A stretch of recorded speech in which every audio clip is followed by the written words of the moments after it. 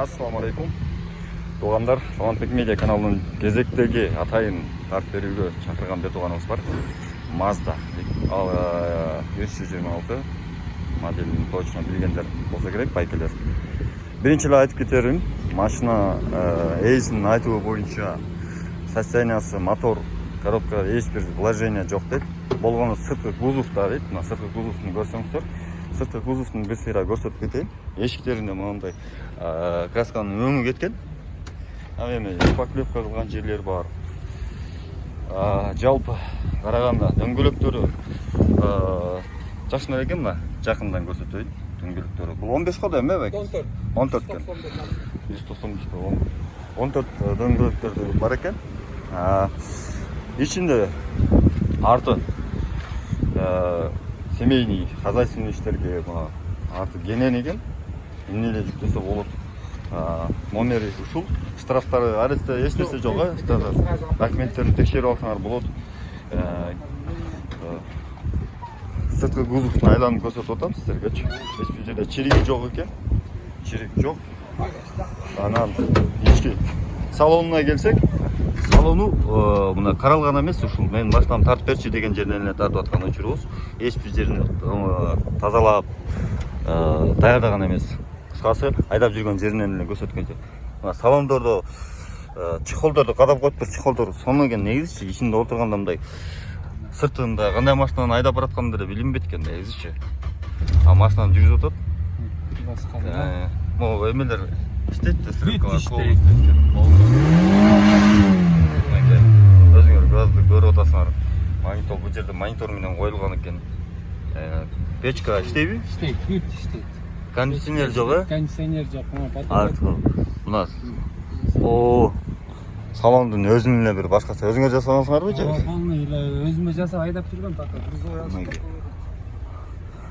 негизи машинанын карап келгенде тыкан машинасы. Анан мотордун көрсөтөбүз, азыр моторду ачып. Мотор мына жүрүшү карап. 1.8 көлөмдөгү.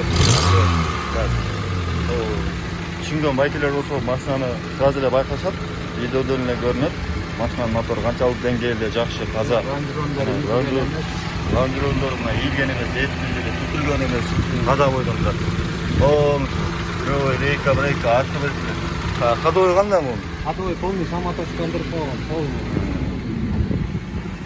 Көрүңүздөр байкелер, кимге ушундай машина издеп, хозяйственный үйгө алып коюш керек эле деп айтып аткан болсо, издеп аткан болсо, факты машина кайсы жерде болот, кайсы жерде көрсө болот?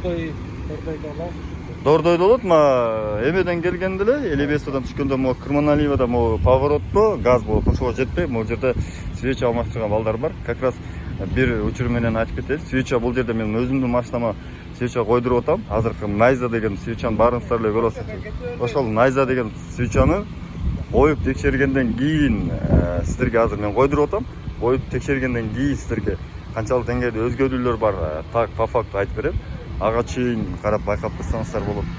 Кыскасы баасы 120 миң сурап жатам дейт, наличкага толука дейт. Рассрочка же башка варианттары жок дейт. Эгерде кимде ким кызыгып ушул машинаны көрөт элем, ушундай машина керек эле үй ичиге айдаганга деген болсо, байкелер чалсаңыздар болот. Номериңизди айтып кетсеңиз? 0706 56 65 номери. WhatsApp барбы бул номерде? WhatsApp деле ушул номерде экен.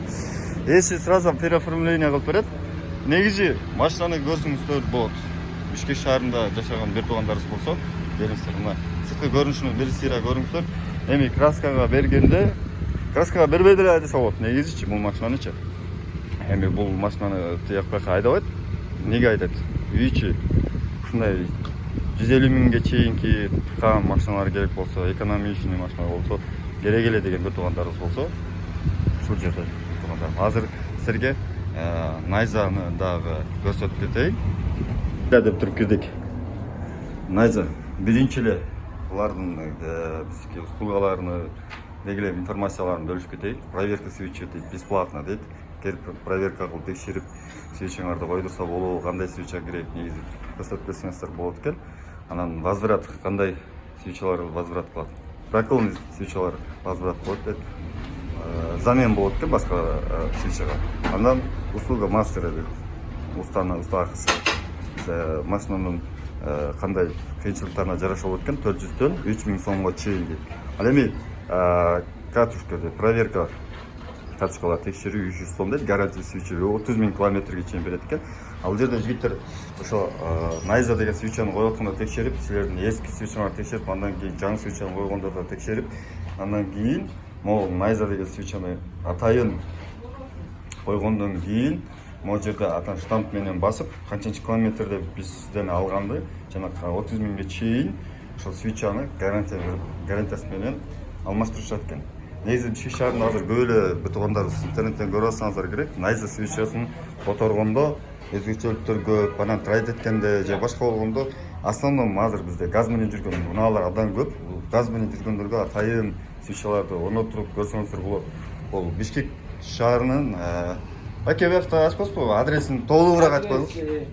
Элебаева 316 болот. Элебаева 316га келип, ошол жерден Найза свечасын коюп келсеңер болот. Свечалар негизи канча түрдө бөлүнөт? Капсулар Свечалар эми бул 670тен баштап 1100га чейин. 1100түктөр Свеча бул 1100түктөр жана турбинасы бар свечалардан. Турбинасы бар машиналерге кетет.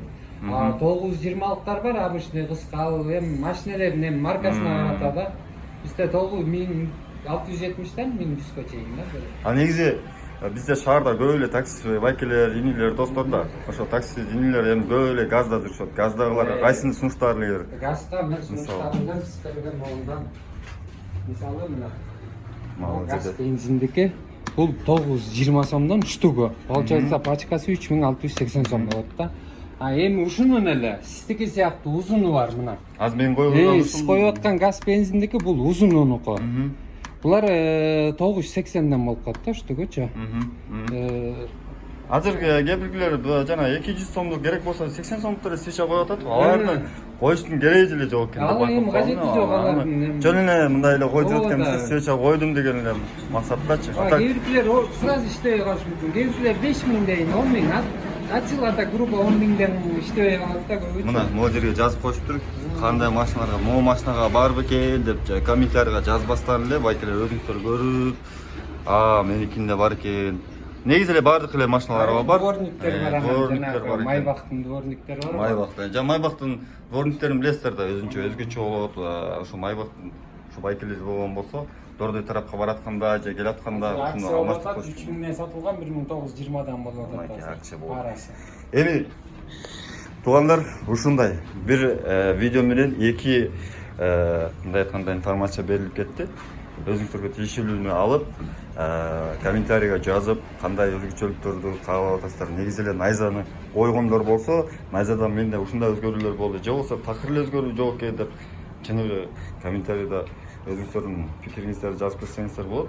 Могу Найзаны мындай көрсөтүп коеюн. Эми мощность ускорения, движение, запуск движения дейт. Экономия топлива дейт. Эми канчалык деңгээлде экономия болот, муну по факту көрөбүз. Бул жерде мен койдуруп атканда сөз түрдө сурадым. Себеби дегенде мен свечамда эле эч нерсе болгон эмес. Просто газ, бензин болгондо, газга өткөндө бир аз трайт этип мындай машина титрегенсип жүргөн. Ошондо алмаштырып койдум. Калганын көрө жатарбыз. Барыңыздарга ийгилик. Онтек медиа каналында болуңуздар. Кийинки съемкаларда сөз түрдө жаңы машиналарды, жаңы машинага унаага тийиштүү деги эле баардык керектүү маалыматтарды чыгарып турганга аракет жасайбыз. Ассаламу алейкум.